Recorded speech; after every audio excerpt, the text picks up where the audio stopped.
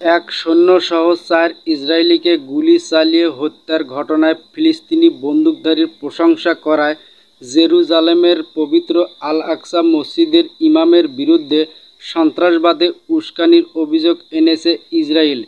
তবে আল আকসা মসজিদের ইমাম তার বিরুদ্ধে আনা অভিযোগকে বানোয়াট বলে এর নিন্দা জানিয়েছেন।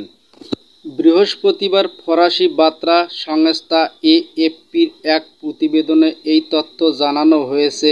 এতে বলা হয়েছে, জেরুজালেমের সাবেক মুফতি ও বর্তমান জেরুজালেমের সুপ্রিম ইসলামিক কাউন্সিলের প্রধানের দায়িত্বে পালন করেন শেখ ইকরিমা সাবরি।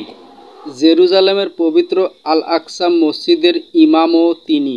2022 সালের অক্টোবরে অধিকৃত পশ্চিম তীরের মালে আদুমিম বস্তিতে ইসরায়েলি নিরাপত্তা রক্ষীদের ওপর গুলি চালিয়ে ইসরায়েলি এক সৈন্যকে হত্যা করেন ফিলিস্তিনি এক বন্দুকধারী। এই হত্যাকারীর প্রতি সমর্থন জানিয়ে ব্যর্থতা দেওয়া চলতি সপ্তাহে সাবরির বিরুদ্ধে সন্ত্রাসবাদে উস্কানি দেওয়ার অভিযোগ এনেছে ইসরায়েল। এছাড়া একই বছরের এপ্রিলে তেল আবিবে হামলা চালান রাআদ হাজাম নামের এক ফিলিস্তিনি। হামলায় ৩ ইসরায়েলি নিহত ও ৬ জন আহত হন।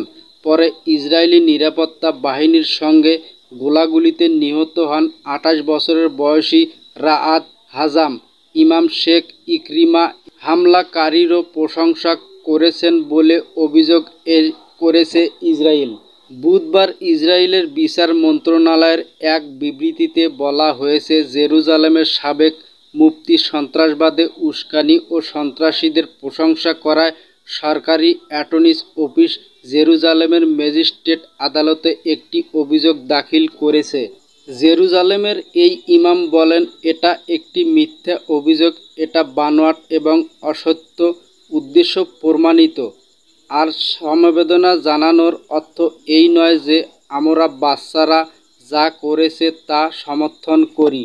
সাবরির আইনজীবী খালেদ জাবারকা বলেছেন, তার মক্কেলে রাজনৈতিক কারণে লক্ষ্যবস্তু করা হয়েছে। এএফপিকে তিনি বলেন, এই অভিযোগ রাজনৈতিক পদক্ষেপের ফল, আইনি পদক্ষেপ নয়। শেখ ২ বছর ধরে নির্যাতিত। জেরুজালেমের ঐতিহাসিক ওল্ড সিটিতে আল আকসা মসজিদে অবস্থিত আন্তর্জাতিক সম্প্রদায়ের বড় অংশ পূর্ব জেরুজালেমে ইসরায়েলের সার্বভৌমত্বের স্বীকৃতি দেয় না এবং এই অঞ্চলকে অবৈধভাবে দখলকৃত বলে মনে করে।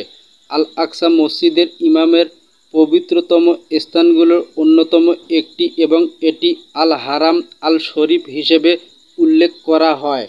ইহুদিদের বিশ্বাস, ৩৫ একর আয়তনের আল আকসা চত্বরে বাইবেলে বর্ণিত ইহুদিদের মন্দিরের অবস্থান রয়েছে। তাদের কাছে আল আকসা মসজিদটি টেম্পল মাউন্ট হিসেবে পরিচিত। এই স্থানটি ঘিরে ইহুদিদের সাথে মুসলিমদের দীর্ঘদিনের বিরোধ রয়েছে। ফিলিস্তিনিরা পূর্ব জেরুজালেমকে ভবিষ্যৎ স্বাধীন রাষ্ট্রের রাজধানী হিসেবে চায়। আরব ইসরায়েল যুদ্ধের পর ১৯৬৭ সালের এক চুক্তি অনুযায়ী অমুসলিমদের আল আকসা পরিদর্শনের অনুমতি দেওয়া হলেও সেখানে তাদের প্রার্থনা নিষেধাজ্ঞা রয়েছে। তবে ইসরায়েল আল আকসার নিয়ন্ত্রণ জোরদার করার চেষ্টা করতে পারে বলে অনেক ফিলিস্তিনি আশঙ্কা করেছেন।